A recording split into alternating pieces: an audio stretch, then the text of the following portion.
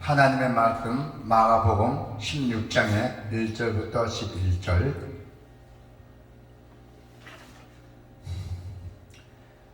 안식일이 지남에 막달라 마리아와 야고보의 어머니 마리아와 또 살로메가 가서 예수께 바르기 위하여 향품을 사다 두었다가 안식 후 첫날 매우 일찍이 해 돋을 때에 그 무덤으로 가며 서로 말하되 누가 우리를 위하여 무덤 문에서 돌을 굴려 주리오 하더니 눈을 들어본즉 벌써 돌이 굴려져 있는데 그 돌이 심히 크더라.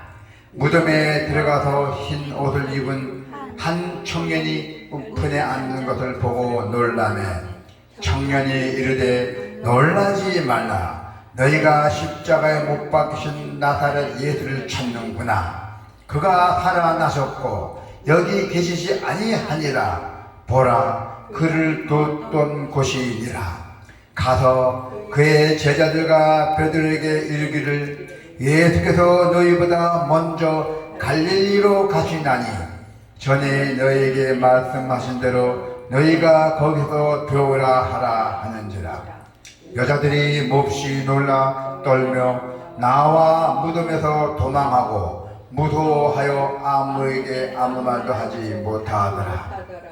예수께서 안식 후 첫날 이른 아침에 살아나신 후 전에 7 귀신을 쫓아내어 주신 막달라 마리아에게 먼저 보이시니 마리아가 가서 예수와 함께 하던 사람들이 슬퍼하며 울고 있는 중에 이 일을 알리며 그들은 예수께서 살아나셨다는 것과 마리아에게 보이셨다는 것을 듣고도 믿지 아니하니라. 아멘.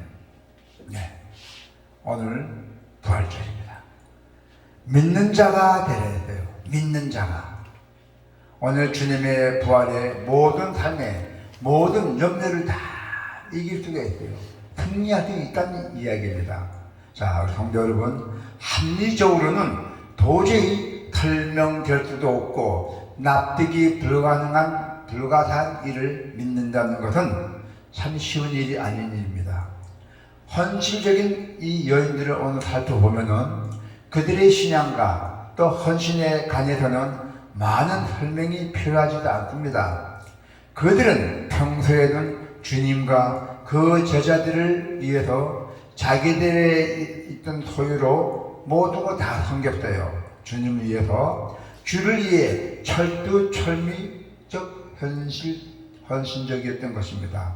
자, 이와 같은 헌신의 기초 바로 그들에게는 사랑이었어요. 성도 여러분, 예수님에 대한 사랑이 없는 사람들에게서는 이러한 헌신을 기대할 수가 없습니다. 오늘 성경에 보면은 향품을 준비해 가지고 무덤에 간 여인들은 그리스도께서 여기 계시지 않고 살아나셨다는 천사의 전언을 듣게 되었어요. 그 순간 여인들은 깜짝 놀랐죠. 확실한 충격적인 소식이었습니다. 기쁜 소식이었죠. 상식적으로는 도저히 믿기지 않는 일이었습니다. 여기서 하나님의 역사는 인간의 상식을 초월한다는 것이에요. 인간의 상식을. 할렐루야. 그래서 그리스도의 부활은 기독교 신앙의 아주 독특성이에요. 아주 유일성에 있는 근거가 된다는 것입니다. 우리 주의 제자들은 그분으로부터 부활과 관련된 말씀을 여러 번 들었음에도 불구하고 그것이 사실로 나타났을 때도 쉽게 받아들이지 못했던 것이에요. 우리는 믿음이 없는 자가 아니라 믿는 자가 되도록 힘써야 된다는 것이에요. 오늘 본문에, 성경의 본문에 보면은 이 성경에 근거된 하나님의 모든 약속과 역사를 믿는 사람은 복이 있다고 했어요. 믿는 자에게는. 하나님은 그런 믿음의 사람을 기뻐하시고 축복 주신다고 했어요. 또한 보지 못하고도 믿는 자들은 성령의 능력으로서 믿게 된 자들이에요. 이것은 더욱더 복된 자들입니다. 죽으신 예수님이 부활하신 사건은 우리에게 어떤 의미가 있을까요? 우리는 주님이 당하신 그 고난과 죽음에 애통하는 마음에서 영생을 누리는 신앙으로 한 걸음씩 한 걸음씩 더 나아가야 한다는 것이에요. 부활의 참된 의미를 깨닫지 못하는 우리를 오늘 이 본문에 보면은 바로 부활의 능력으로 초대해서 여러분들이 승리의 삶을 사도록 인도하고 있다는 것입니다. 부활하신 예수님을 만나지 못한 사람들이 많이지요. 오늘 본문에 이 여인들은 아주 용감했어요. 여인들이 아주 용감했습니다. 예수님이 잡히시고 죽임당하신 데에 하루밖에 걸리지 않았어요. 체포되고 죽음당하신 게 하루밖에 되지 않았다고요. 그래서 예수님은 체포당하신 후 이리저리 끌려다니며 부당한 재판을 받으셨어요. 병정들에게 조롱당하고 채찍에 맞으시며 십자가를 지셨던 것이에요. 이 도는 것이 바로 목요일 심야부터 금요일 오전 9시 사이에 일어났던 것입니다. 목요일 심야부터 금요일 오전 9시에 얼마나 유대 지도자들이 조직적이고 계획적으로 예수님을 죽음으로 몰아갔는지 알 수가 있습니다. 그 죽음의 불길은 순간적으로 번져갔어요. 죽음의 위협을 느낀 제자들은 흩어져서 도망갔어요. 제자들이. 그런데 예수님의 죽음을 먼 발치에서 본 사람이 있었어요. 예수님의 죽음을 먼 데서 보고 눈물 흘리며 바라보았던 여인들이에요. 여인들은 예수님의 무덤으로 나옵니다. 자, 2절에 한번 볼까요? 안식 후 첫날 매우 일찍이 해 젖을 때 그 무덤으로 가며 바로 여인들이 갔던 것입니다. 네. 얼마나 놀라운 용기입니까? 이 여인들이 예수님을 따르던 자들에 대한 위협이 예수님이 죽으셨다고 해서 끝나지는 않았을 것입니다.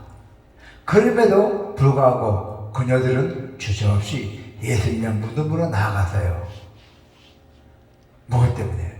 예수님에 대한 사랑 때문이었어요. 그들의 손에는 상품이 들려 있었어요. 여인들의 손에는 상품이 들려 있었죠. 자, 1절 한번 같이 한번 읽어봅시다. 시작. 안식일이 지나매 막달라 마리아와 야고보의 어머니 마리아와 또 살로메가 가서 예수께 바르기 위하여 상품을 사다 주었다가, 자, 예수님 시체를 이렇게 발려주려고 상품을 갖고 왔어요. 그들의 가슴은 예수님에 대한 사랑으로 가득 차 있었어요. 그들의 머릿속에는 고난받고 죽으신 예수님밖에 없었어요. 그들의 머릿속에는. 그들은 예수님을 만날 수가 없었어요. 예수님을 만나지 못한 이들의 마음에는 얼마나 염려가 가득합니까?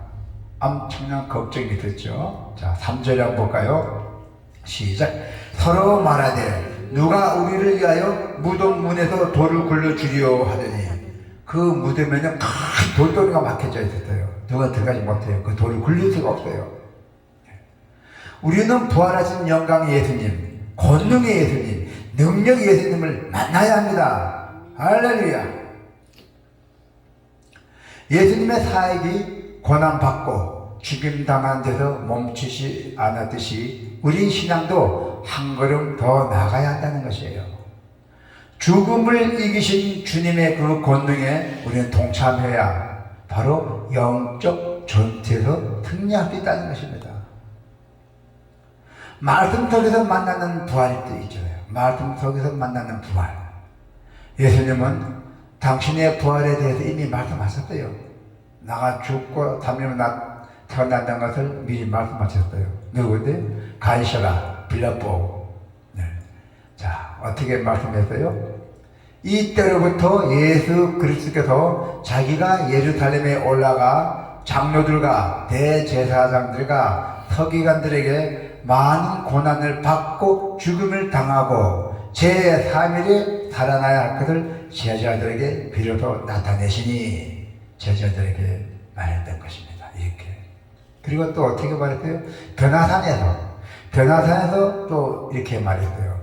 그들이 산에서 내려올 때 예수께서 경고하시되 인자가 죽은 자 가운데서 살아날 때까지는 본 곳을 아무에게나 이르지 말라 하시니 이렇게 부탁했어요. 또 예루살렘으로 올라가시는 길이 있잖아요. 예루살렘 올라가면서 어떻게 말씀하셨냐면은 인자가 이방인들에게 넘겨져 희롱을 당하고 능력을 당하고 침뱉음을 당하겠으며 또 그들은 채찍질하고 그를 죽일 것이나 그는 3일 만에 살아나리라 했어요. 예루살렘 올라가는 길에 온갖 이방인들이 힘들어하게 능력도 막 침대비 됐어요. 예수님 앞에서 얼굴이 침대했고 그랬어요. 그러나 제자들은 그 말씀을 깨닫지 못했대요. 감정뿐인 신앙으로 예수님이 부활하신 그 사건의 참된 의미를 깨달을 수가 없던 것이었어요. 감정뿐인 신앙에서.